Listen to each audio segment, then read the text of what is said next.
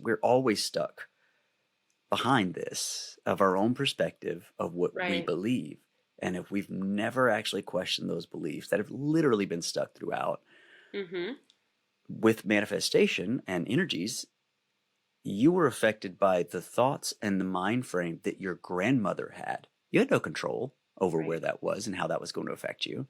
So it's like, of course, we have control of certain approaches within the manifestation and our energies and our shifting and what we think of, but there's a lot you don't. And someone, well, a previous student, had wrote me the other day and was like, "Yeah, I'm not really into the law of attraction as much as I used to. Now I'm just really into surrendering and praying." And I'm like, "Why does that? How did you separate? Why are they different? How did you pull that apart? Like, what kind Right. of needle pliers were you?" One more cold drink, one more roll, one more dance before the doors get closed. Please remember, enjoy the show. Let's get happy before we get old.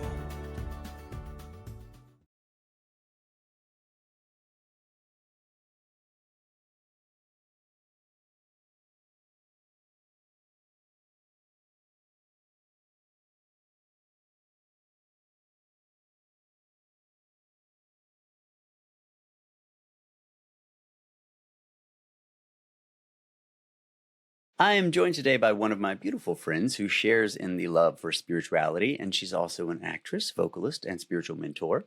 I will include her social media handles down in the show description, but I would like to take the opportunity right now to say thank you for joining me. And the links down below that will lead you to her social, you guys can also take the opportunity to work with her, and she will kind of help you along your spiritual journey as well. Her social media has plenty of information as you guys will get to know her throughout this and then tuning into her daily if you'd like. Welcome to the show, my love.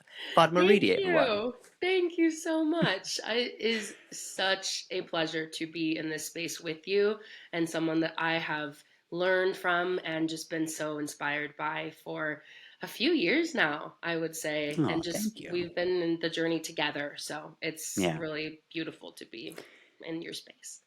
Yeah, we always, I was gonna say butt heads, but that sounds backwards. We always connect heads when it when it comes to a lot of this kind of spiritual realm, and especially when it comes to the acting in combination with it.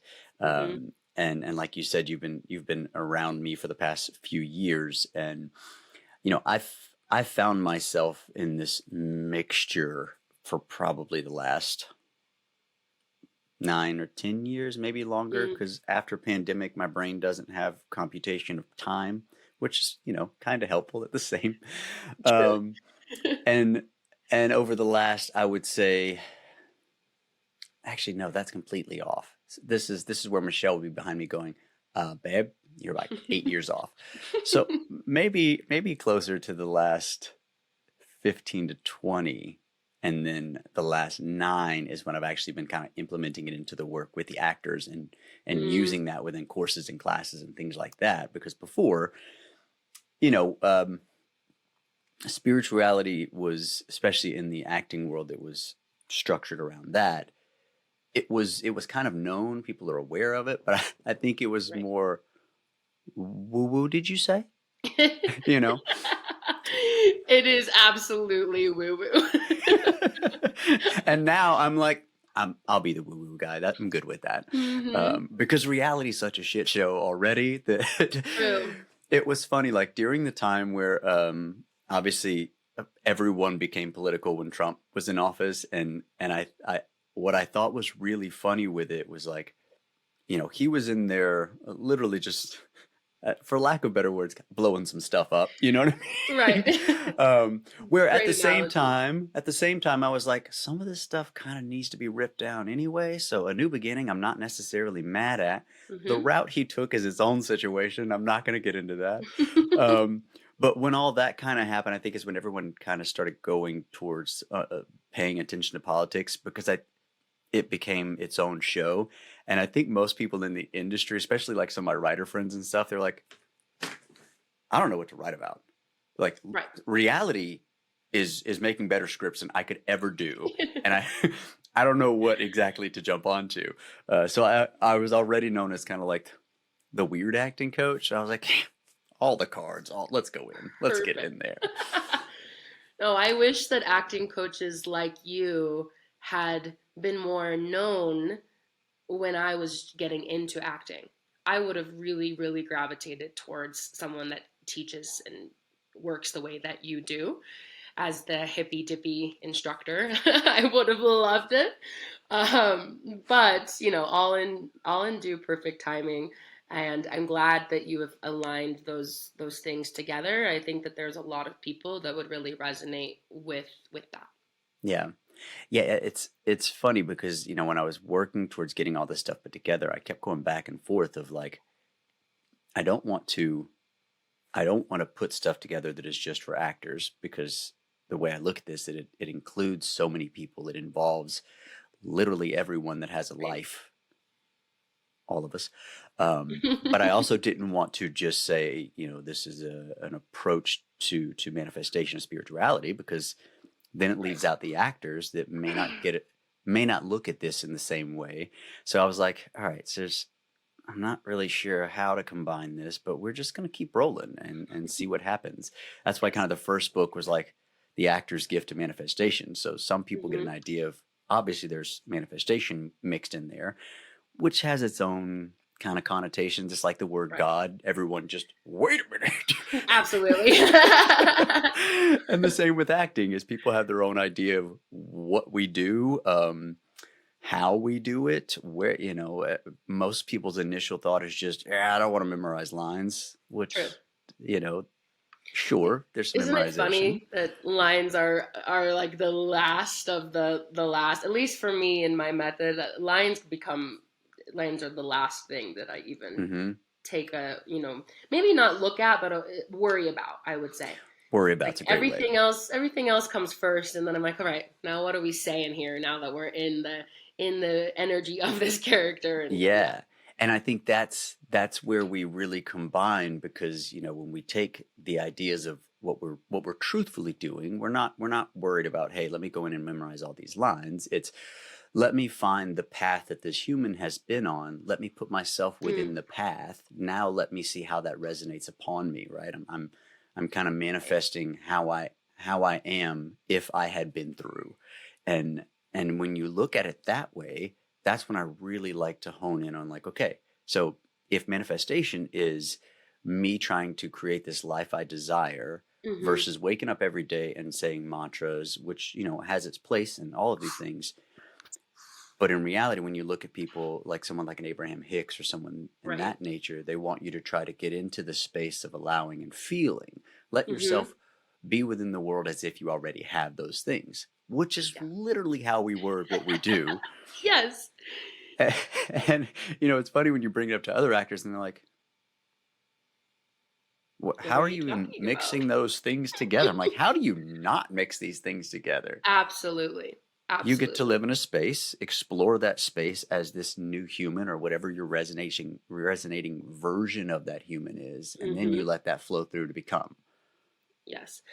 One of my dear acting mentors, Glenn Morshower, he trained me in the idea that acting is showcasing reality, and Hmm. it is nothing more than showing reality and humans being right. Just humans being humans is what acting is, and vice versa. Humans being humans is often acting.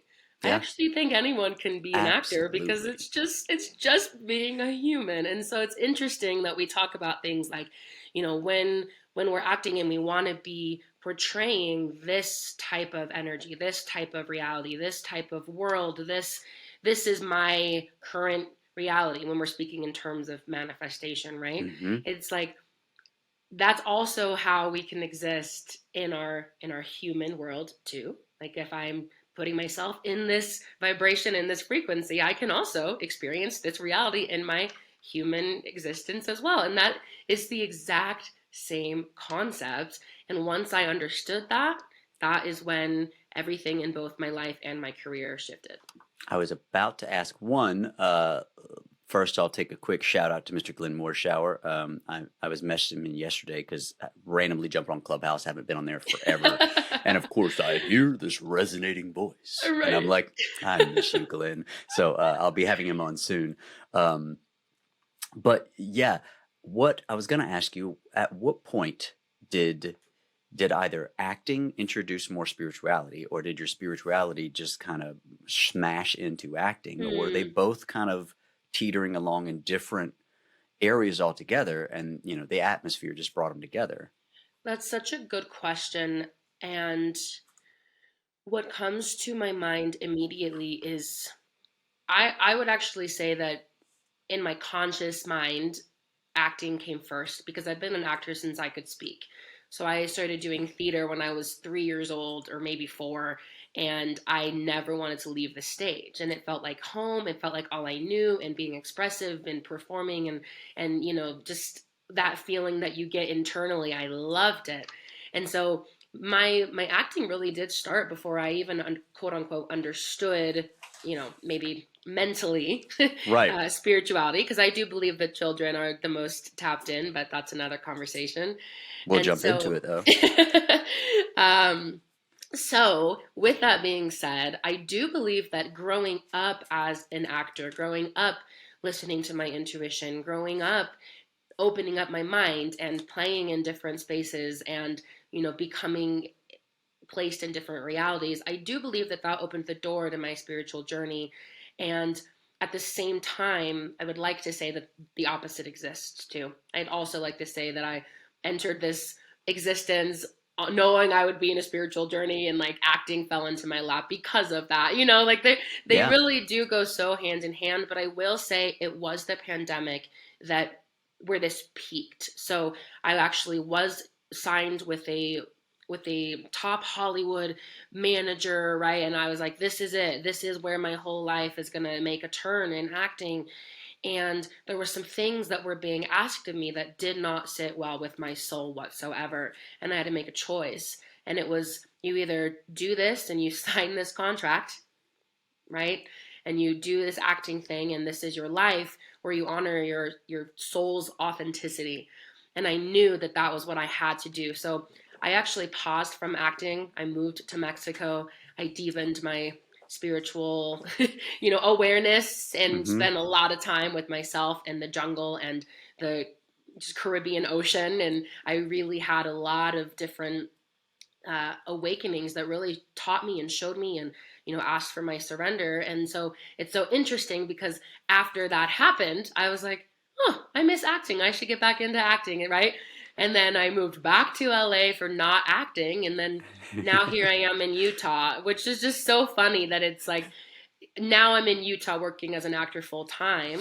But I think it's because in Utah the pressure is different, where it's not in a box, and it doesn't limit my creative Mm-hmm. ability. It doesn't limit my soul, and I get to have both here. I get to Yeah. be an actor, and I also get to honor my soul's path and my soul's journey, and that is where we are at. And that's, it's to me, again, with this whole pandemic thing, I jumped on the train of understanding self-tape and all that stuff, years before it was like, oh, this is what's going to be the norm. Right. Because actors, there's constantly shifts. Everything's evolving, obviously. And like the early on days, it could be kind of looked at as like when we went from black and white headshots to colored headshots. There were all Right. like this, there were all these old actors in my class who just like, I'm not doing it.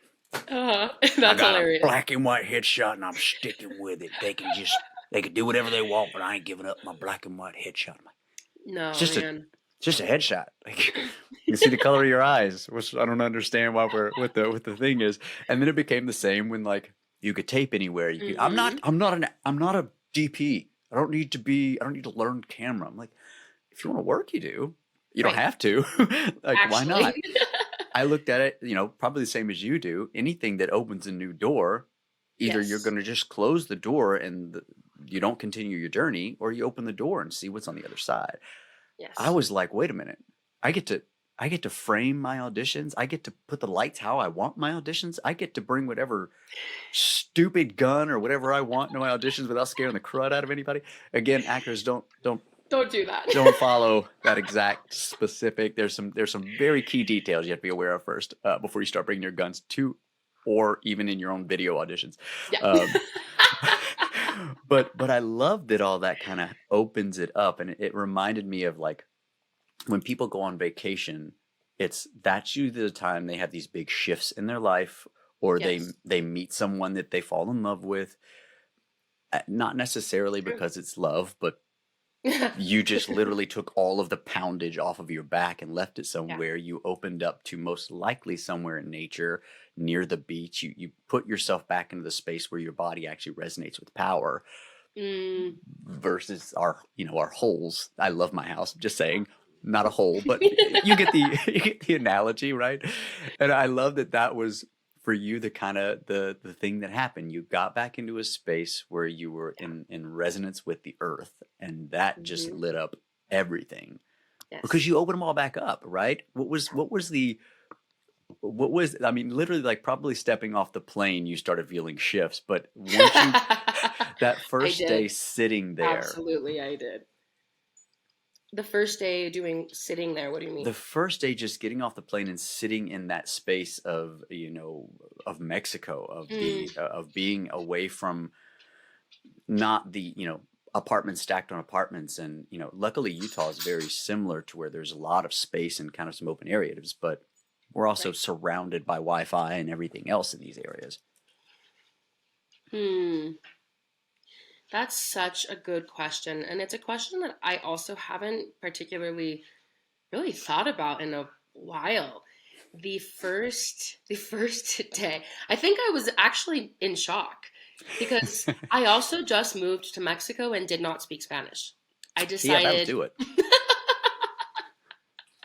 I decided that I was just in full trust. I was in full surrender. My heart had led me here. And so there was a lot of overwhelm. I will say the biggest part of the overwhelm was the airport. Like I got out and I go, what did I do? Like I was like, oh no. It's so much. I don't know if you've ever been to the Cancun airport, but it's like Uh-uh. the doors Maybe. open to the outside and you just basically get like blasted with like, hey, do you need a taxi? Hey, taxi lady, lady, lady, like this, right? And I was like, oh no, like I don't know what to do. I don't know where I am. I don't know how to communicate. I don't know how I'm getting to like from point A to point B.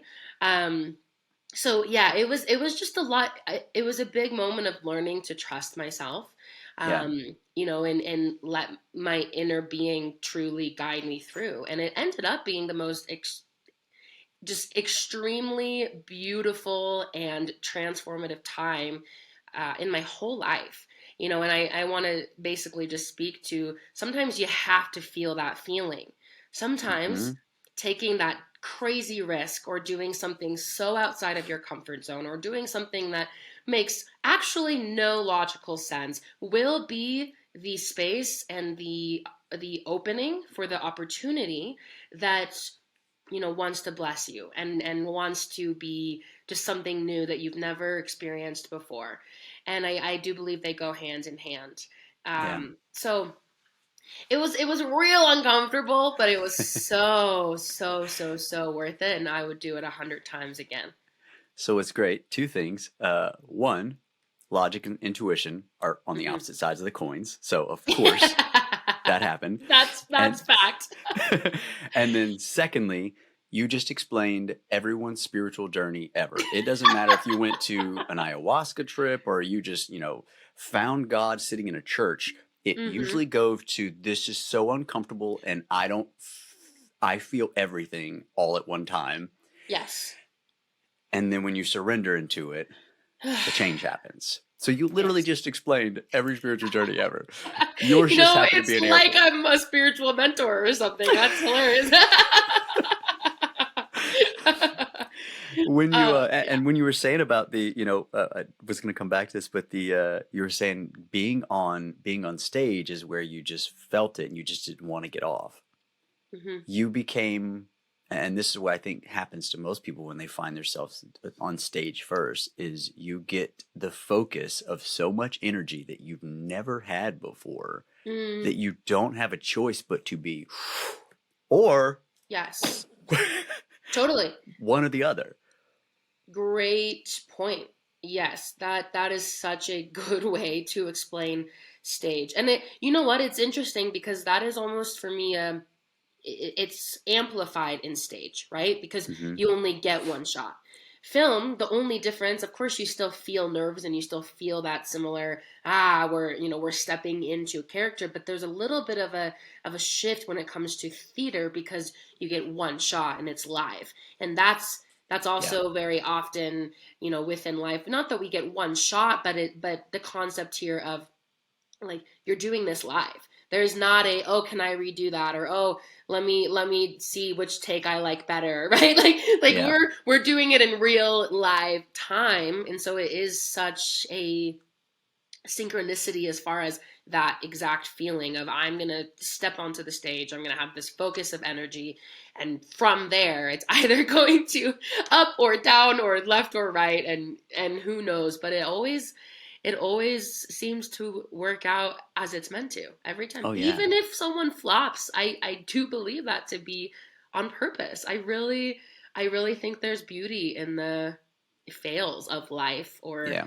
in our experiences too. I've definitely had a few of those as well. Oh yeah. Oh yeah. I think that's part of the growth of the journey, because if you don't hit that a few times, you don't learn to let it go, Right, right? And I think right.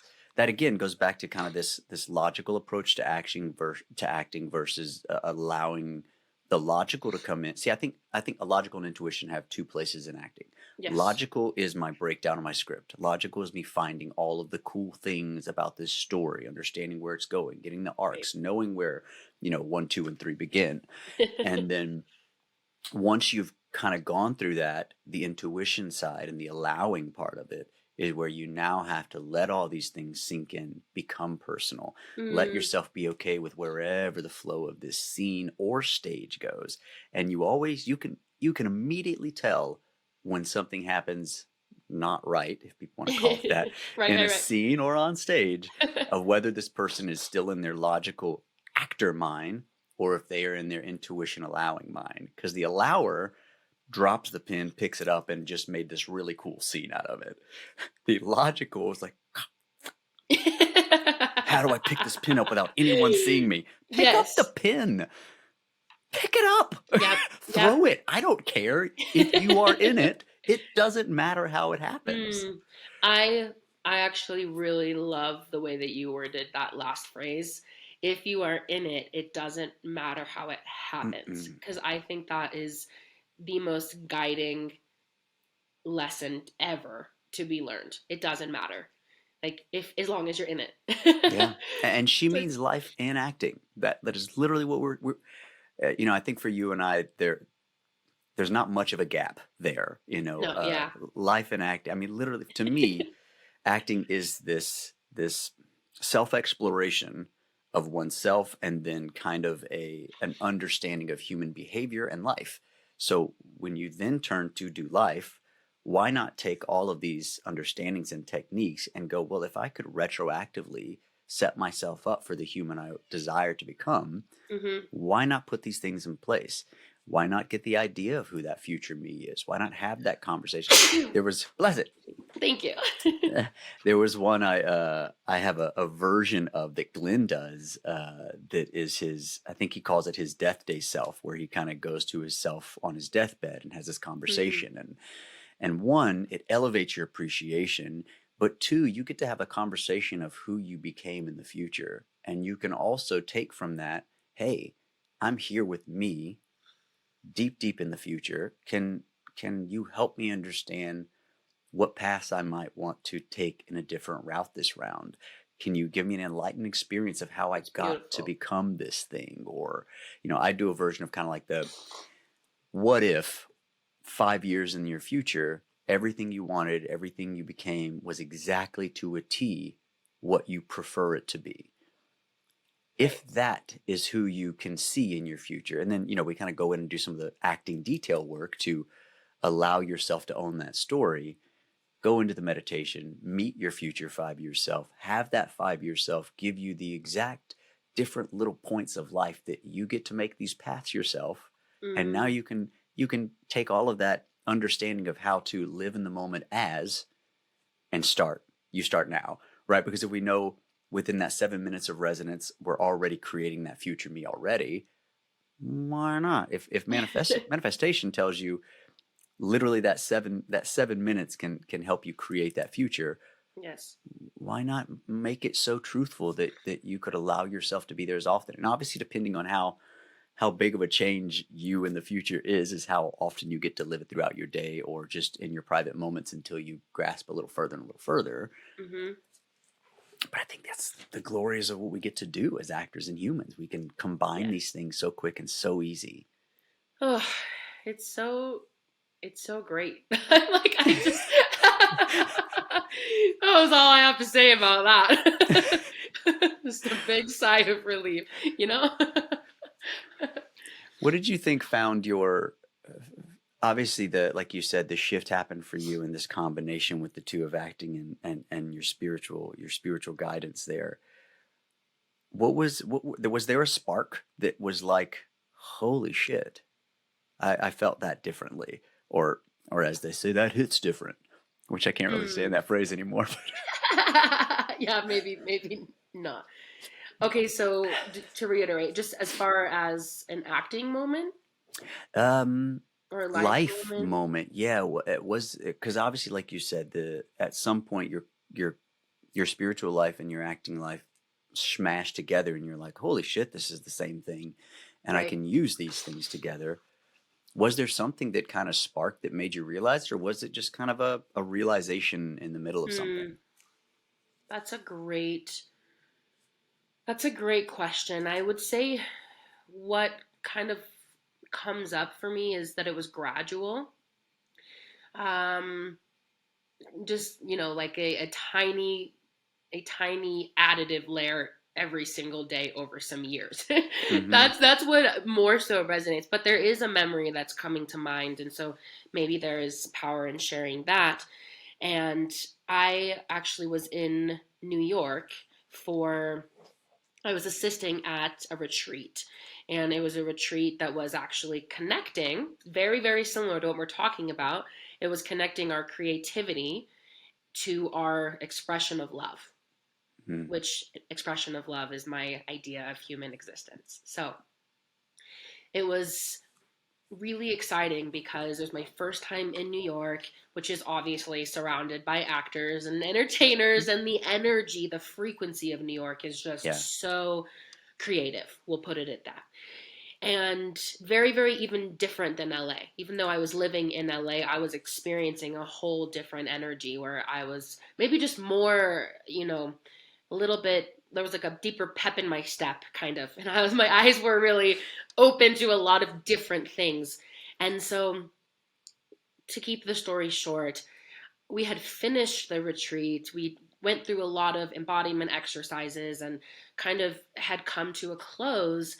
And I was just sitting there realizing it's all one, it's all the same. And I think that I was maybe just peaking at that point, sitting in New York City and this retreat center, just like there's no difference between these two things. Like if I think what had come up is I realized that tomorrow, if I wanted to act like a different person, I could, and there's nothing stopping me. Right. And then I started realizing the different beliefs we have around manifestation and things like that. And I was like, if I wanted to tomorrow act like a wealthy, powerful, abundant, like prosperous woman, I could act like it. I could. And like, there's nothing that prevents me from jumping into a character. If that's what I'm doing for my career, I'm actually quite good at doing that. Right. And so then I was like, why is that different than life? Like, if I want to start acting this way in life, I can, and therefore that is what creates. And it, like, to realize that it is one and the same, I do think that moment just within myself, really something turned. I think a new neural pathway maybe opened up. And Yeah. then I was like, oh, okay, here's what we're doing from here on out. And, I actually believe there's even more for me to learn and to Oh yeah. experience. I think it's an infinite journey of learning and letting go and unlearning. And I think that that's the beauty of both life and acting. Yeah. The third book that I'm working on is literally that. It's breaking beliefs and Mm. breaking beliefs. Obviously, I haven't worried about the title too much. Breaking beliefs and empowering perspectives. So literally Love. understanding all of that stuff that you have beliefs on that were probably not yours to begin with, Yeah.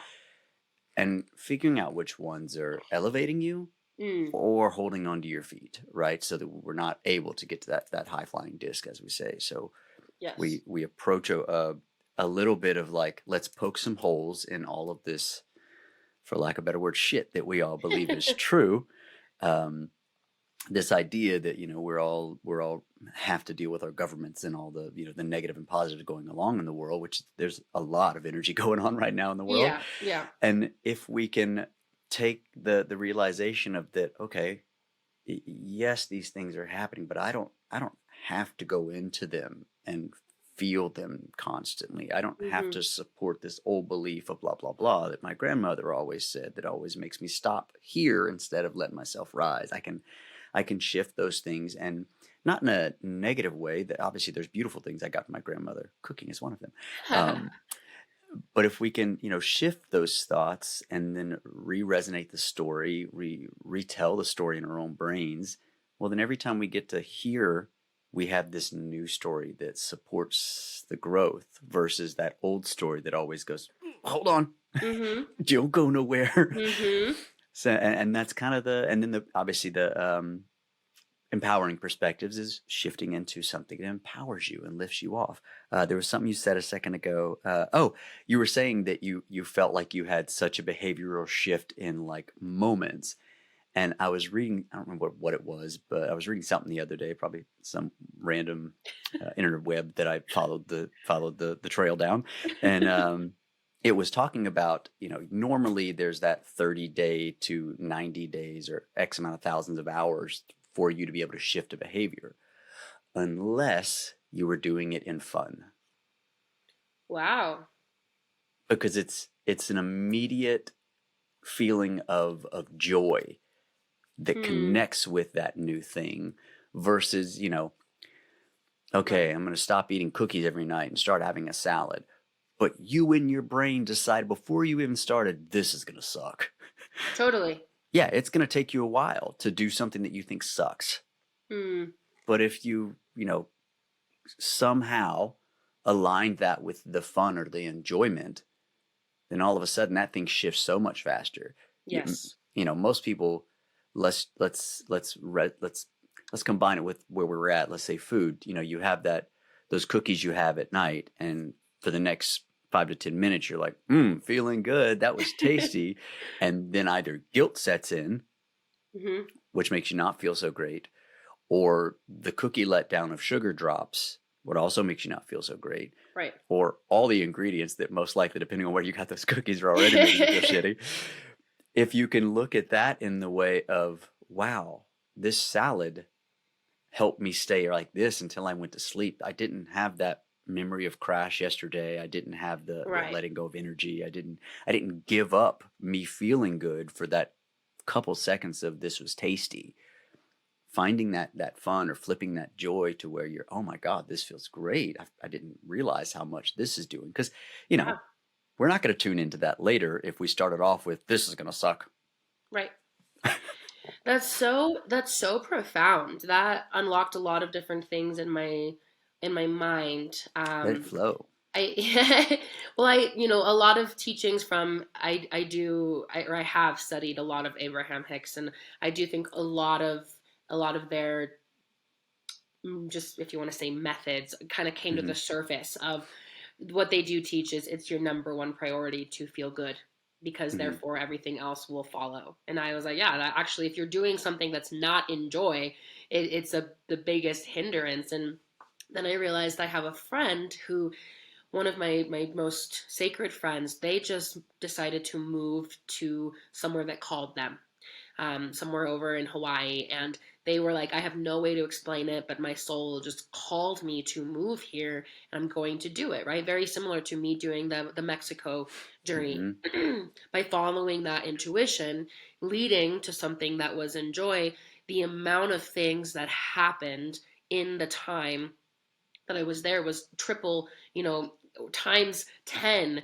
Uh, just if you want to talk in times of, or in terms of time, Yeah. how much happened in that time because we entered that frequency of joy. So, he was telling me that he got 3 months of work done in 2 days.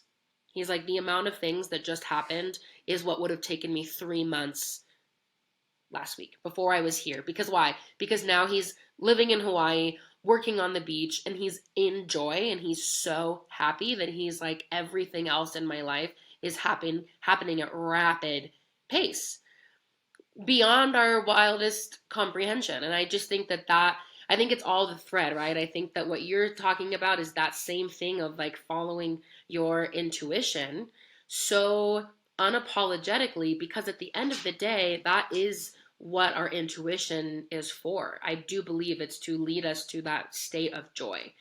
And I just think that that's the circle there. And so when you were talking about what you were reading, so many different things were just going off in my mind, and I'm like, whoa, So thank you for sharing that, with me and everyone who gets to hear that wisdom as well. But that was very, very insightful. I want to come back to you filling me in a little more and helping us maybe find some ways to strengthen and increase that intuition. Mm, But one of the things you said that I think most of us end up doing is we don't do the leap of faith. We don't move. We don't ask her out. We don't, any of the things most of the time because the joy gets shifted to fear, and fear does not support growth. It will yeah. never support growth versus trust, Hmm. allowance. It's I think it kind of to me brings up the thought of where in the Bible Jesus mentions, if someone slaps you on the cheek, give them the other cheek. Because I'm not retaliating, and of course I'm not meaning don't punch somebody that punches you, whack them. That's another story. But allowing if this is where we're going, okay, let me keep going with it because there might be something on the other side of this. Mm. That comes to mind. And again, I'm going to repeat myself. That does not mean let someone treat you in a disrespectful way. We all have, again, connotations that go around biblical things or whatever, and everyone has their own version Hmm. of it. And I think that's such a strength when it comes to all of these ancient books and texts is like, there's something about the way they were written that will resonate for you in a way that will not resonate for others. That's why I Yes. always say to me, religion is someone explaining how it works for them and telling you to follow it, versus spirituality is here's some things that work for me, see how it works for you. We all have Hmm. a different, again, intuition or guidance system that will bring you to that elevation that you're looking for. Back to, unless you want to run on that for a second, I'd love to get some ideas of what helped you kind of continue to increase that intuition, which like you Mm, said, I think choosing acting as a path already, that's the work that you don't realize you're doing. true. Oh, okay. So yes, let's say for now, acting aside, because yes, that's what you're really taught is Uh-huh. if you have a good coach anyway. Right. Uh, in my Which as opinion, after you kind of run through, we'll come back and tie those notes back to the training of what you're of the things you've probably done in acting class you did not realize was literally yes, to do that, to increase the yeah, intuition, the connection. actually, I'm very excited to talk about that. But to answer your question about deepening intuition, because I use deepening for a very specific reason, and that is because everyone has intuition. It is our birthright to have intuition. I don't think there's a single person on this planet or thing that does not have intuition. Now, intuition, of course, there's different ways that we can say intuition. Sometimes there's resonance around intuition being that voice of spirit or God or our own internal higher self, right? There's a lot of different things, but that's another episode too, to deepen this this knowing. I like to remind people, especially the ones that I work with, that this is a practice, and it is an ability that we all have, but we will not be good or attuned really to anything unless we practice, right? It's like, even if you're a prodigy, if let's take a piano player, for example, there are some people that come out of the womb knowing how to play the piano, and that is incredible. However, if they never, ever, ever sat down and intentionally played the piano, they will not be good at it, and they will lose that ability and that gift, because you have to practice anything that is a gift, in my own opinion. Anything, like even physically, even if we're talking about playing a sport, like you've got to practice. The best sports players, they do what? Every single day they practice. And so for intuition, it's just the same thing. It's taking a moment, carving out time, be it 5 minutes. I like to just start off with stillness. If people can sit for 5 minutes in stillness, I actually find that there's a lot that can come up, right? Like our own mind that comes up and will speak to us. And that's intuition. And then our fears come up. And then oh, I'm kind of getting tired. That's intuition, right? Like anything that comes up in our mind that we are aware of and that we hear, that is our own intuition. Anytime that moment of our own internal dialogue is present, that is intuition. And so that's why I'm saying everybody has it. There's no one that doesn't, in my, again, own perception, doesn't really think or have thoughts, you know? And so it's like, if you can think, you can use your intuition. And actually, I actually would like to pause for a moment there, because intuition is the opposite of thinking often as well. And it's tapping into the heart space. So sometimes it's rather the absence of thinking. And, that is maybe a little more of a complex topic. But what I meant by that is, if you can hear your own internal dialogue, you can hear your intuition, because they come and present themselves in the same type of way. So I would say taking moments to be still, connecting with nature.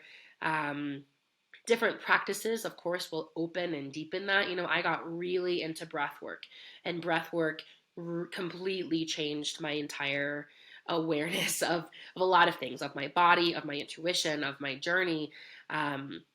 And so there's different things that will start coming up, but at the end of the day, it's rooted in intention.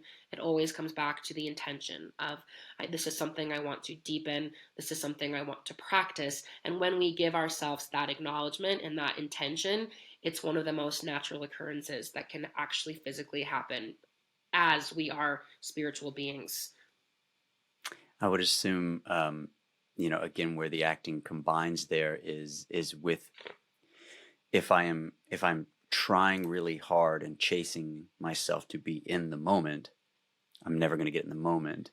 Yeah. If I'm searching and trying to get in touch with my intuition, I'll never find my intuition. Whereas the allowance, the surrendering into the moment of, this is where I'm at, and this is who I'm with, and this is what is happening, the emotionality, the body, everything continues to work. Now you're not on that logic side of the brain. You're locked Yes. into intuition of feeling, Yes. which is the moment, which obviously now I'm getting to be more aware of the feelings that are happening, where the feelings are happening, how they're happening. My overall goal is to help people find tools and processes that can increase your health and wellness, all while building the life you desire. You all know how important ingredients are to me, and that's why I want to share Organifi with you. I use a lot of their tools, and here's why. All of their products are USDA organic, certified gluten-free, glyphosate residue-free, non-GMO verified, and supported by Vitamin Angels. Everything is sourced from ethical farms and delivered in sustainable packaging. You can go to OrganifiShop.com and use code WEST20 for a whopping 20% off.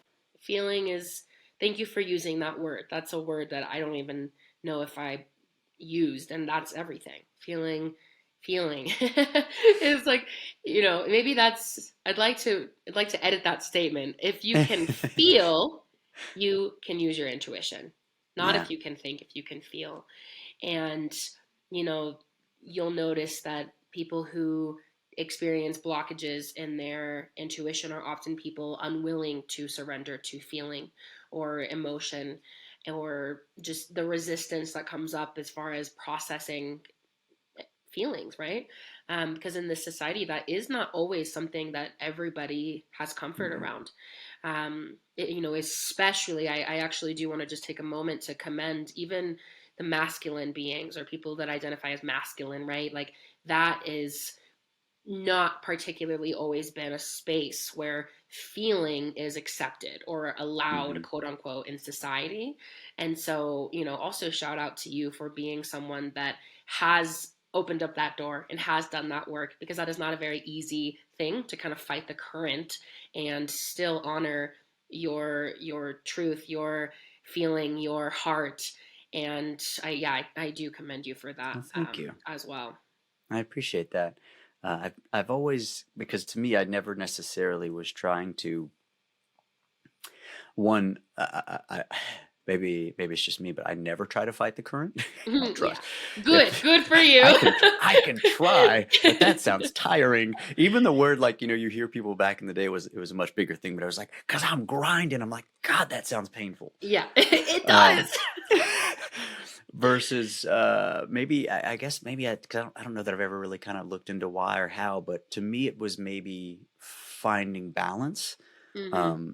I had a wonderful mother that was very in her feminine nature and super strong in that, and trusts, I say, well, I have, she's here with me, um, and she was the one that always opened me up to lack of judgment and losing any pre-thoughts about people, whether that was what they looked like or how they talked or any of those things. Right. And then I have a very masculine father that Mm. is, I don't know why I keep saying was, is a hunter and a fisherman, a martial artist. Like, this guy used to literally was doing walking up on handstands upstairs, where my martial arts love of martial arts came from. Wow. And I'll give most props to them. I think I had a wonderful balance between the two. And I also look at, some of the things and I'm not going to refer to male, female, like you were saying. I'm going to go with masculine and feminine, because again, that mixture, we all Yeah, have them. We just, exactly. some of us elevate each other and some balance each other. I think people that are strongly in their feminine have a wonderful place in this world. And I think some that are very strongly in their masculine have a wonderful Hmm. place in this world. Absolutely.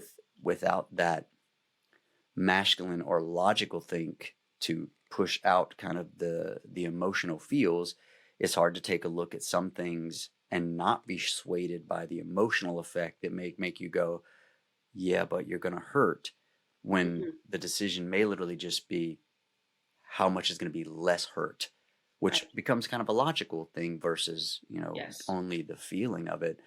And then on the same side, we need someone that's predominantly feminine that says, let me help you understand the gravity of the circumstances first, then we can take a logical look. And I think that's really what kind of has pushed us into a place, um, that we're not all as far advanced as we could be as a society, because Mm. some said no masculinity is horrible or no femininity is horrible, and not allowing the balance of everyone has a place at the table does stop that growth, because we don't Yes. have, if everyone speaks up, now we can take a logical and an emotional look at all of what we have on the table and build a quick graph and go, all right, well, per the data, here's what's going on, Hmm. right?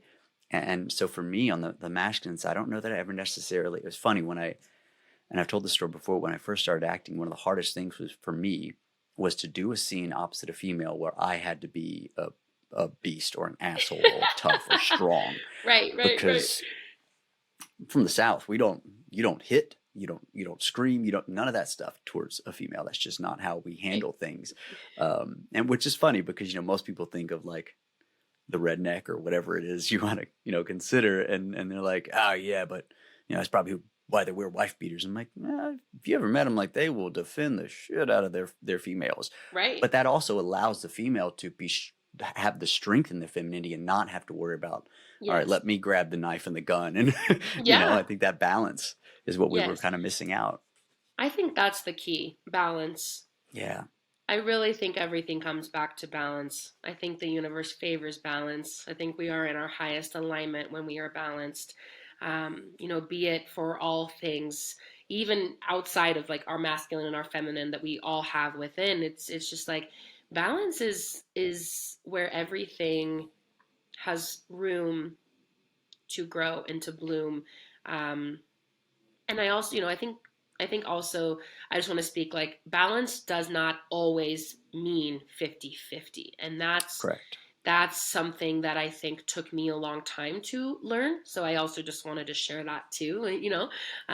Each day balance shifts, and I just think kind of tapping in to ourselves, to our intuition, each and every day is kind of how we can just keep up with what would be balanced. Like if our Yeah. external factors are so different tomorrow, or maybe in comparison, which I don't love that word, but for this purpose, like in comparison to someone else, what's balanced for me is not what's balanced for Hmm. you. And that's more what I mean. And it's some days balance might actually be 80-20 depending on what I'm doing that day. And when I say 80-20, I don't mean to put it into a box like that. Just kind of giving the idea and the illusion here that sometimes you actually may need more of something to actually balance you, or you Yeah. may need less of something.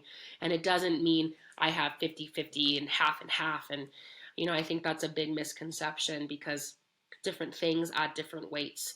And I just kind of had this vision of like a scale, and it's like you can't put, maybe you can, but it doesn't really as much make sense to like put two feathers and then two rocks on a scale, and it's 2 and 2, right? That's 50-50. Like they're still different. And Hmm. maybe they weigh the same, like a pound weighs a pound, but you kind of get what I'm saying, I think. Yeah. It brought me so my wife had went through some health stuff, and it took me it's funny, her going through, oh man, this started let me give a short version of this long manifestation that happened. So one, we were we had our little one, and both of us were like, man, I really love to be able to spend as much time with her as we could. um I left to I had just booked a Savannah Haunting, the big film, and I was Cool. about to go do that. Pandemic hits, Mm, got wow. my time. Yeah. And Yeah. here's what's interesting. In the film, I'm playing a contractor that is moves to back to the South to rebuild these homes, and to help his wife. We moved from Los Angeles to get her out of the rat race because of some of her health issues she's having. Wow. Pandemic happens. We hold on the film. I come back for a while. I then go back to start the film. We're one of the first ones back to start. And after the film, I come back, and pandemic redoes whatever it's doing, and everything kind of starts closing a lot more. Hmm. I then start running a contracting company for one of my best friends. Michelle has health issues that we have to start helping to take care of, which Whoa. then leads me back around to the wife of a doctor that I'd started talking to online initially when all the pandemic started, because I was kind of paying attention to a lot of the data that was coming out, and it was opposite than what some of our health officials were talking about. I'm like, this is kind of weird things going on here, and she was like, oh, tell me about it. So we kind of started chatting about that, and I learned a little bit more about their practice, because I'm not necessarily big on our standard care of medicine, Yeah. heavy medication, low take care of yourself. um, Right. and and through that, their place is a um, what's it called, combination therapy, no, integrative medicine. Mm, So as I was getting to know what they were doing, and then Michelle had this issue, I was like, man, I'd love to get in touch with the Goolsbys, which I actually did a podcast with them, oh, and cool. they got back with her, or she got with them and started working, and a lot of it was kind of balancing the hormones, because obviously, Hmm. females versus males, we have cycles, but you guys have a cycle every other week. Like, it's a whole Yeah. situation that's constantly going. Yeah. And what reminded me of when you were saying that is the fact that you may need something that you don't think normal. You don't think, oh, this woman to be healthy needs more testosterone. Right. No, that's not a That's not logical your first thought. thought, right? And that was the first kind of opening door a little bit of going, okay, yes, we obviously, and I know we all have very specific individual needs, Mm-hmm. but even just male female, the shift of needs changes Absolutely. so heavily. And then I did a podcast with a guy named Cash Khan that you've probably seen. I share a lot of his videos every once in a while. And Cash's company is called the DNA Company. So we Mm. dove into this, which is a whole nother deal. Obviously, I I knew bet. DNA affects us, but the way they take now they've sequenced all DNA, so there's like 33,000 different DNA sequences in the body. So basically, your genome from every ancestral trait you have up until what you are now. Wow. So even down to the way that he teaches his kids or helps them do homework, he's like, they each got have different genes. So one of them has whatever, I'm not going to even try to use the science terms he did, but one of them has X turned on. One of them has X turned Wow. on, but because of his Z, it doesn't actually affect him. So this one, we have to do our studies before we eat dinner. The other one has to do his studies after dinner. The detail that came from just the genome sequencing. Wow. And I bring that all the way back around to say we are so individually detailed in the strengths and weaknesses that we need. Yes. And it's been built since literal ancestral birth, not our Yeah. birth. Like this stuff was laid out. Even when Michelle was pregnant, we had understood the whole like you were present in your grandmother's body when your Mm-hmm. mother was in the body. I'm like, hold on. Yep. When I realized that whole thing too, it took me a good minute to process that. Well, you've probably had people ask the conversation, especially being in the field of understanding how manifestation works. And when people think of law of attraction manifestation, they tend to go to the secret, and they usually just go, "Well, I'm supposed to get what I want because I'm thinking I should have it." Yeah, that doesn't work for me. I'm going to go ahead and stick with blah blah blah, Mm-hmm. which is obviously a completely convoluted deal. There's a lot more detail within it. It's like acting. Like it's so detailed, but it's the most simplest thing at the same time. Ever. Yes. And so coming back to it, I was like, okay, so all these things shifted. This happens with each of us individually.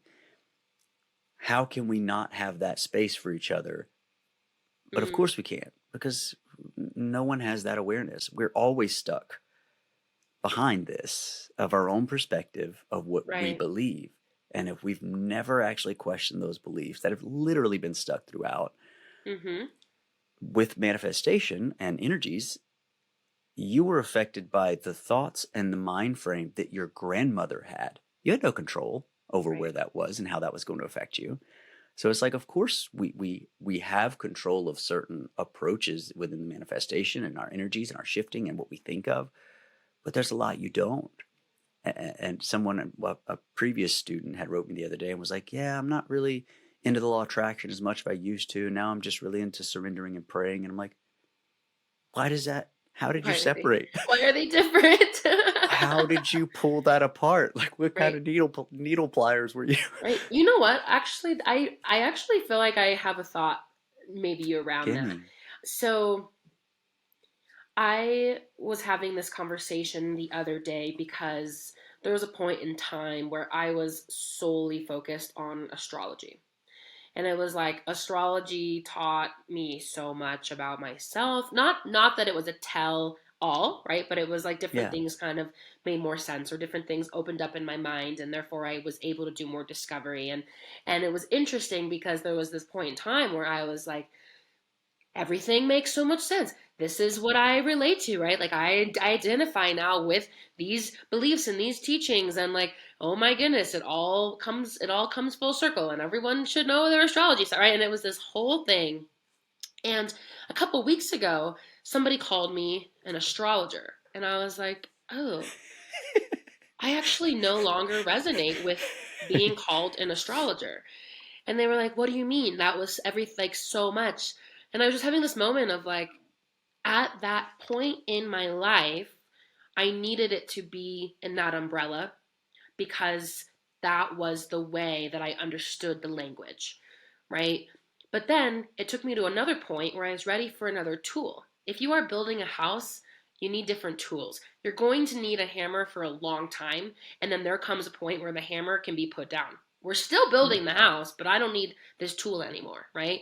But it's like I'm building the exact same thing, but now maybe I'm just looking at it through this tool or this modality, right? Maybe now I'm really into just, what did she say? Like prayer and surrender. I don't know, Right. right? Yeah. But Prayer and it's surrender. almost like just removing that layer of identity, I think makes people sometimes feel maybe a little more free. Like now I don't resonate with being called an astrologer at all. I'm like, it's limiting, and I'm like, that's such a Get me small out of your thing. box. It's yeah, no, it's but you know what? I give it so much credit and I give it so much gratitude because it opened what it needed to open, Yeah. and that's great. And we all have our journeys in different ways that we can have things open, and that was a way that really really resonated with me, right? And so with that person that you were just speaking around, I'm kind of considering, okay, I bet you it was just the framework that Mm-hmm. created a safe space. Like I'm really into law of attraction at this moment, and then you flash forward after the growth has happened and the doors have been opened, and it's like, well, now that feels limiting because now I'm just like, oh, I can just pray and surrender. It's or maybe it feels easier, who knows? But at Yeah. the end of the day, the funny thing, circling back, is that it really is all the same. It's just the way that our mind perceives it in the moment. And I think that's like the funny part about being a human is that we just overcomplicate and we go in circles to Everything. come back to the simplicity. We come back to realizing that we go on this whole circle and we end up Mm-hmm. exactly right where we were before, but that whole circle is the journey. That whole circle is just how I would explain our existence in life. Yeah. And it's just, yeah, it's I could go down this rabbit hole forever and ever and ever, but Yeah, I think that's the journey. I think it's just where she's at in the journey right now. I think she's a wonderful human being. I had so much fun with working with her, and I think what it is I think obviously it's again I'll bring it back to acting because a lot of people understand this version. At some point, you started with a Meisner coach, and you were like, "Oh, this is it. This is the that's so thing. true. That's so This true. is all of it, right? There, I don't Yes. need anything." And then you found this other character you took on, and you're like, man, how? I don't know why, but I'm not finding it, right? And then you popped over to someone that was like all Stanislavski, and you're like, okay, this is resonating. Mhm. I always resonate and combine the ideas of learning your craft and your technique because eventually it becomes your own version. It's your technique. It's not mine. I don't ever want. I'm not trying to make a bunch of little Deans. God, I'm trying to help you realize what pieces of all of these techniques combine together to make Mhm. your perfect one. Because I've never subscribed to a specific version of technique. Right. And that's the same for me with spirituality and everything else. Along your journey, you're going to Mhm. find things that work and things that don't. And you're going to, like I said with religion, you'll walk into one church and you're like, oh my God, this is, oh my, what do you say? Yes. Yes. No, no, no, no. I'm going to take that other piece, but I'm good for now. And you go somewhere else and you're like, this is it. This is everything. That is, oh my Yes. God, this is all fuel for, not that. Mhm. Not that Mhm. piece. Not that piece. Right. And you make your way Yes. around the churches, if you want to call it that, and Yep. eventually, or the theater houses, and eventually you walk away with this technique of a combination of things that worked well for you, like Yes. spirituality. You That's so found the beautiful. path that was yours. So I think she'll cycle, and then there'll be this balance of what she finds truthful. And who knows, she might circle completely back around Right. to 5 other ones before she ever makes this circle whole. Yep. Um, what I was going to say when you were talking about identity and fighting that, I usually reference like when people get stuck with a certain scene, right? You read the scene and you're like, oh my God, this is like an all out brawl, right? Me and my wife in this scene are just going at it. I can't wait. I'm going to scream so much in this scene. My coach is going to be like, oh my God, it's amazing, right? Right. And then you do the scene and your coach is like, it's kind of one noted. Mhm. Wait, what do you mean? This is a screaming scene. I'm supposed to scream. I don't. Where does it say you're supposed to scream in the scene? And I find the same with spirituality, religion, God. and with, acting techniques and scene work. When you've decided exactly what the scene is, you've boxed it, you named it, you just trapped yourself into a square that has no creativity, no life, no breath, no nothing. And you can only act it the way it's supposed to be done, which we all know is complete bullshit. There's no supposed to on anything. Right. The same with science, the same with anything. With God, if you've decided, oh, God is, and you name it, well, one, I think anyone that truly thinks they know exactly what God is has lost their mind, because we're literally trapped inside of it. So it's a hard way Wow. to not know how to get there. Wow. Right? You also just gave me some great insight. We'll talk about that when you're complete with this thought, actually. So I think with God, if I identify it, I name it, and I put it in the box, I just took away the most powerful stuff that God has to offer, Yeah. because I just closed myself in. There was there's a guy named Anthony Mindell that I'm sure you probably know or aware of. Yes, he's who I studied with in LA. Love Anthony. And there was one of his books back in the day, there was a chart he had that I still use today that was, the circle graph, and there's a little piece that says what I know that I know.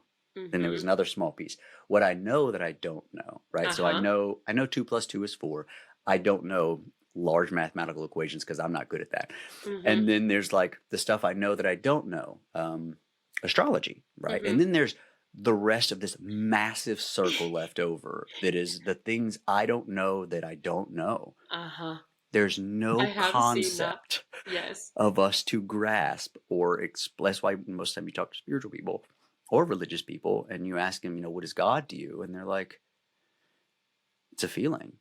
Because they can't word it. They can they can give ideas. And I have my own version, which after you give me what sparked for you in a second, I might let you give me what currently at this moment in your life is your idea of what God is.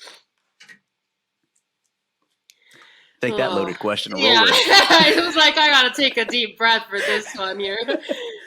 So what had sparked was, that's actually been something that I've been currently just circling and currently asking, right? What is God?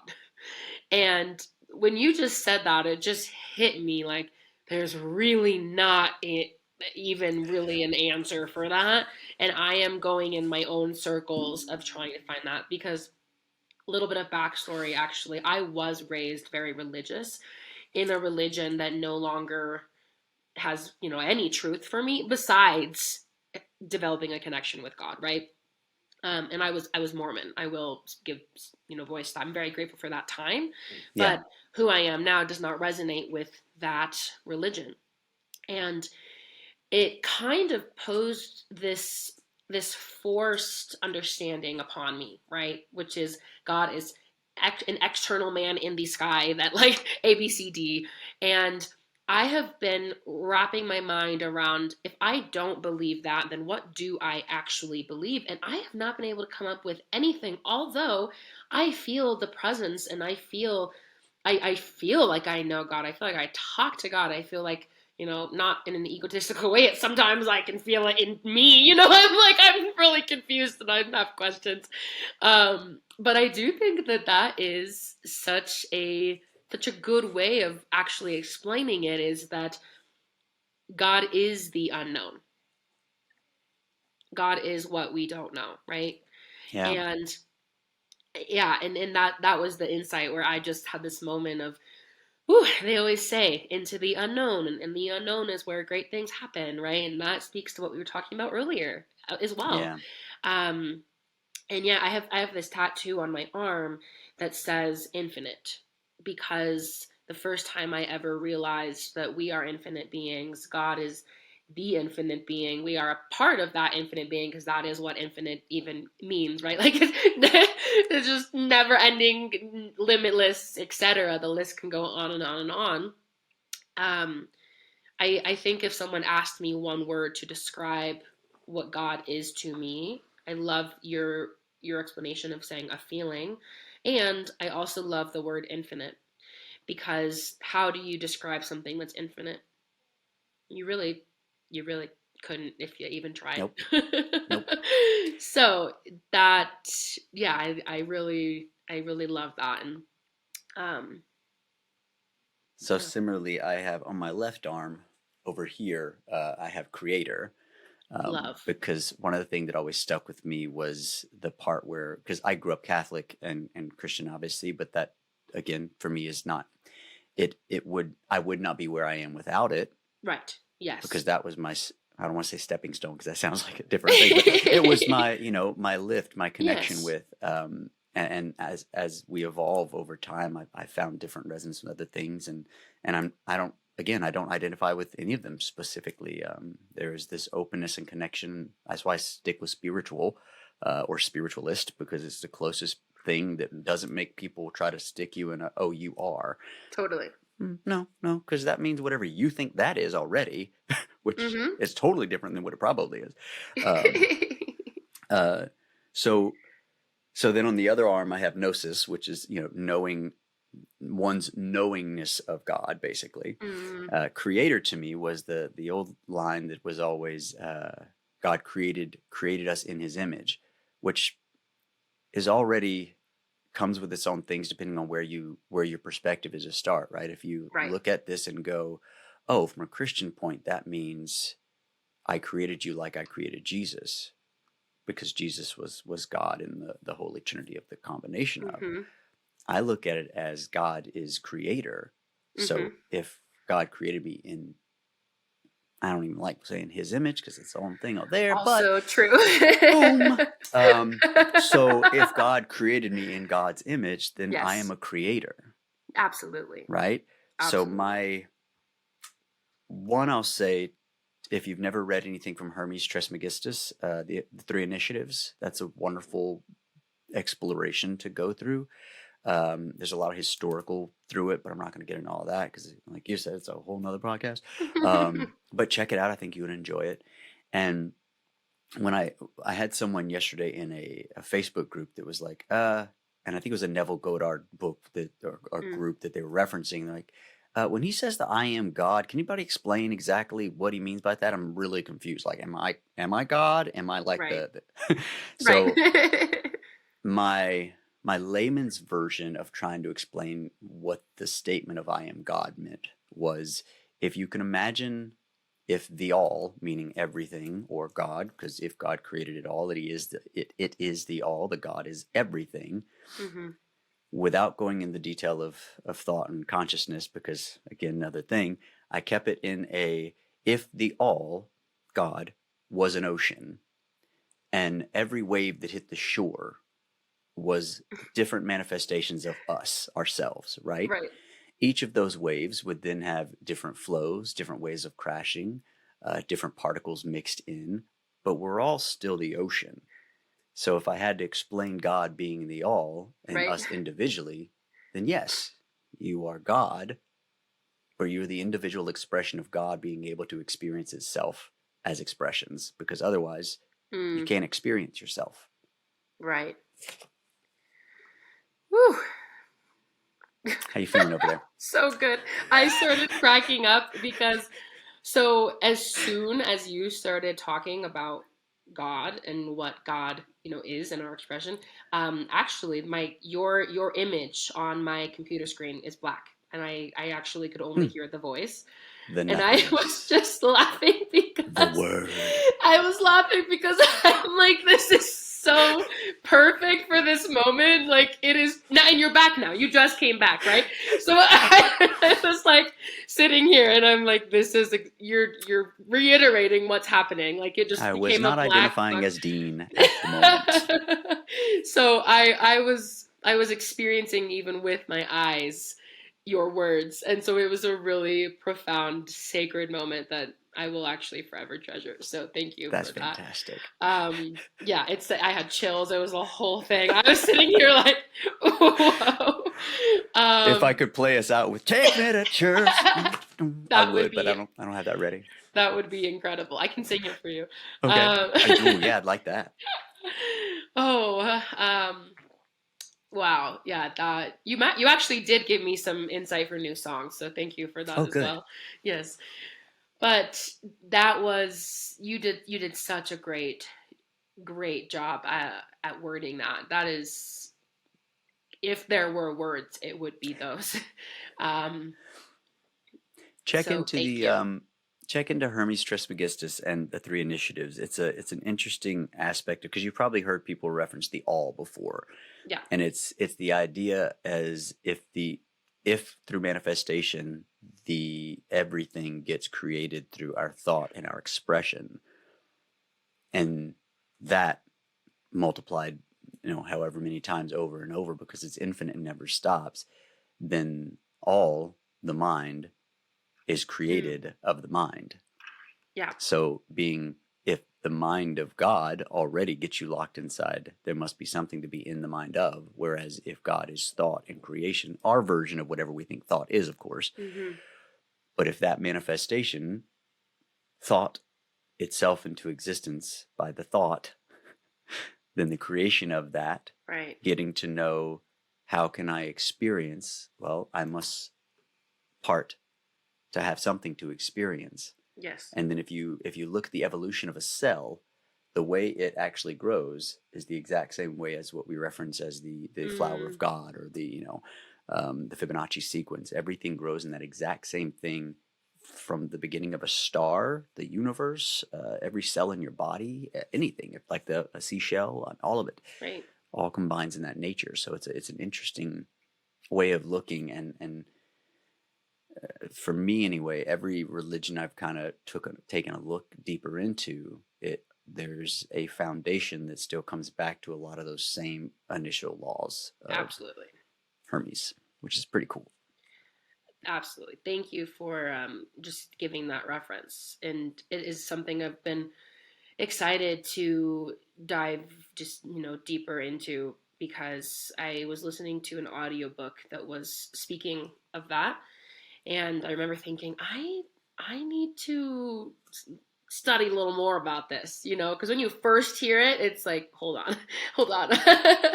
And so I'm very excited to look at those books or that reference. Yeah.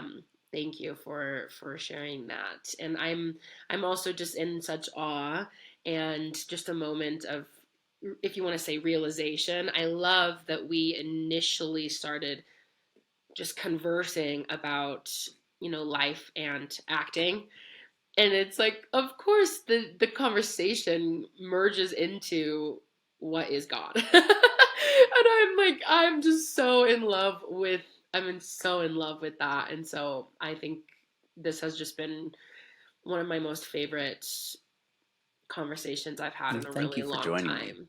because I always have a pleasure chatting with you. Likewise. And I don't think we've ever taken on a light subject when we No, decide to chat. no. Every single time. I don't even know, I mean, if I may, I don't know that we've even ever met in person. Never have. Like and I think there's Spirit, such, yeah, but not in person. absolutely, absolutely, yes. And so I think that speaks volumes to just whatever we want to call it, right? The power I'll give of you spirit. And I'll give you one more fun one that I've referenced before, so people listen to the podcast will know it. But um, bringing back acting and this understanding of God, right? And it's why I think people that are of a spiritual nature tend to find themselves doing this or vice versa. hmm When I get a script, I read that Bible. I get to create this world that doesn't exist inside my mind. I hmm get to then create my perspective, and I have to stick my own soul within the experience to then create all of the entities within the story or the world. I then get to put myself inside of that world as one of the entities, right? And all this world I created and people that exist within inside of it and things and everything inside of it is obviously just of my own creation. Yet nothing inside of that world has the awareness that I created it. wow. How much closer could you get to playing God than being an actor or scriptwriter? Or anytime you create story, hmm you're creating. You are of that creator making something from the mind that exists, even down to, I think metaphysics has kind of showed us a version of that. There is a split of universe of any times you can create that idea that now runs on. Wow. Whether you decide to go and resonate with that story you just created or not, of course, becomes your own. Whether you get stuck back into the repetition of everyday life that pulls you back into this current manifestation, which is obviously held together with everyone's conscious connection, which is kind of hard to shift unless we were all able to take a second and go, I don't like this bullshit no more. Right. Wow. I'm speechless. Love you, see you again, and we'll do it again in the future. Yes. I'm sitting here just in, but it's like that is it, right? The moment of feeling speechless. That's the feeling within the body that I think we all seek. Like that it's a combination of passion, it's a combination of joy, it's a combination of shock, it's a combination of beauty and such admiration for the moment that our logic can't even compute. It automatically Right? hits stillness. Yes, and I'm just like frozen, like this is it. Thank you for that moment as well. One of the tricks, I don't remember who it was a meditation coach or something, but one of the tricks was, if you sit, take a few breaths, and then wait for the next thought to come, but look for it. As soon as you start looking for the next thought to come, yep, where there's no thoughts popping into my head right now, and it's almost immediate clarity. Yes. Staying there's another situation, but yes, that's a beautiful, just even if you want to say thing to practice, that has quite profound capability to really teach you a lot of things, bring clarity, and it's like that is the same end of the coin. The stillness and the not thinking, not able to even find that next thought is where everything is, if you want to say, downloading. right. Yeah, because space. I think that there's power in that word of space.